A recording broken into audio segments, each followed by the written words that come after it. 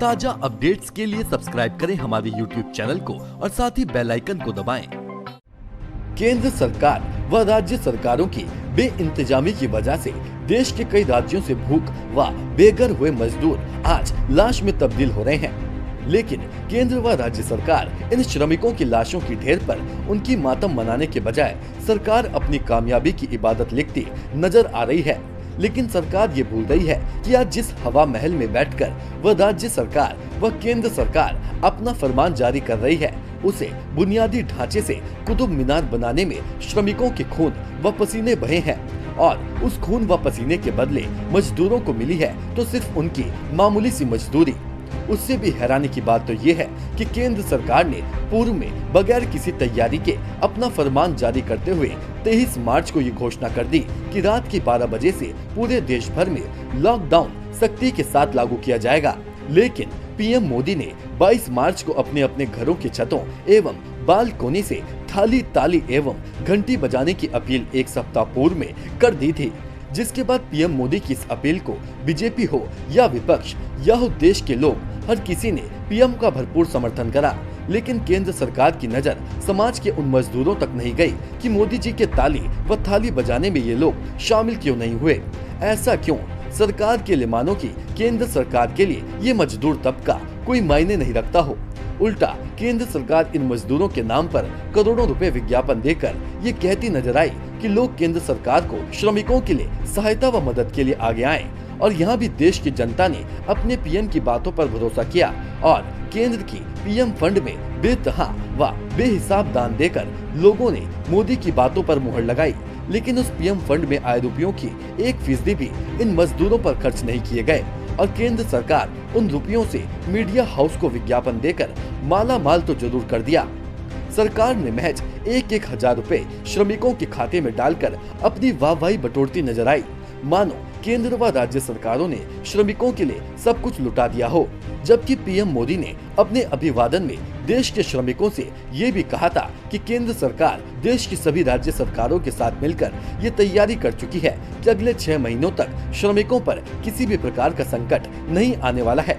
मसलन केंद्र व राज्य सरकार के पास अन्न का पर्याप्त मात्रा में भंडार है, जबकि धरातल पर भंडार लॉकडाउन के पहले चरण में 15 दिन भी नहीं झेल सका।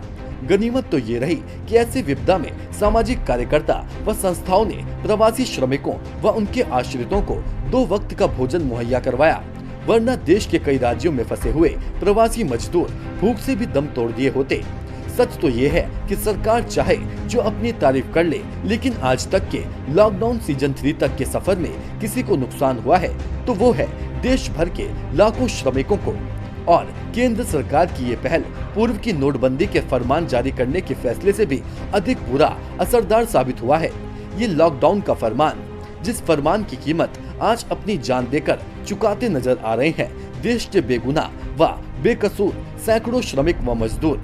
तो क्या केंद्र व राज्य सरकार की नजर में मारे गए लोगों की कीमत महज 1,000 रुपए है? आप तो बड़े देशों से हिंदुओं को लाने वाले थे CNRC के नाम पर, बांग्लादेश से, अफगानिस्तान से, जो धार्मिक रूप से प्रताड़ित थे, आप उन सबको लाना चाहते थे। लेकिन इनको प्रताड़ना तो आपने ही दे दी। ये तो अपने ही देश में थे और ये तो हिंदू हैं। तो क्या आप हिंदू विरोधी हैं? वो 3,000 करोड़ की मूर्ति के लिए आप पैसा खर्च कर सकते हैं। आप 8,000 करोड़ का पर्सनल जेट अपने लिए हवाई जहाज खरीद सकते हैं, लेकिन मजदूरों के लिए आप 100 करोड़ भी खर्च नहीं कर सकते हैं।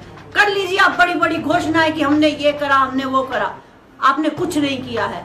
आप संकट के समय में उस मजदूर को उसके घर जाने से भी रोक रहे हैं। इससे ज्यादा निर्दयी और क्या होंगे? आप कहते हैं कि मैं आपका सेवक हूं। ऐसा सेवक होता है? ऐसा सेवक होता है कि जनता तड़प रही है, चिलचिलाती धूप के अंदर वो चल रहे हैं, बारिश के अंदर वो चल रहे हैं, ओलों में वो चल रहे हैं, भूखे प्यासे चल रहे हैं। आप विश्व गुरु बनना चाहते हैं?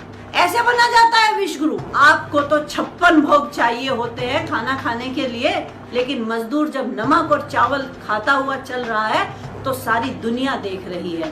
क्या दुनिया का पागल बना रहे हैं? कहीं रामायण दिखा रहे हैं, कहीं महाभारत दिखा रहे हैं, बड़े बड़े आदर्शों की बात कर रहे हैं। तो आपने पहले कश्मीर में तालाबंदी की थी, अब आपने यहाँ पर तालाबंदी कर दिया, सारा भारत आपने बंद कर दिया। ये इंडिया तो गुलाम इंडिया है। इसके अंदर तो आदमी अपनी इच्छा से ना कहीं जा सकता है ना कहीं आ सकता है। उसको तो भूखे प्यासे रहना होता है, वह भूखे प्यासे मरने को मजबूर है। अगर आप उनके लिए ट्रेन नहीं चला सकते हैं तो शर्म आनी चाहिए आपको। क्या किया आपने 7 साल तक?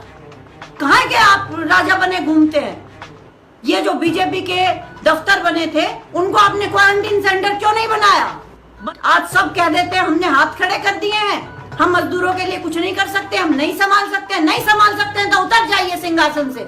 सिंहासन पर क्यों बैठते हैं? ब्यूरो रिपोर्ट, श्रमिक मंत्र।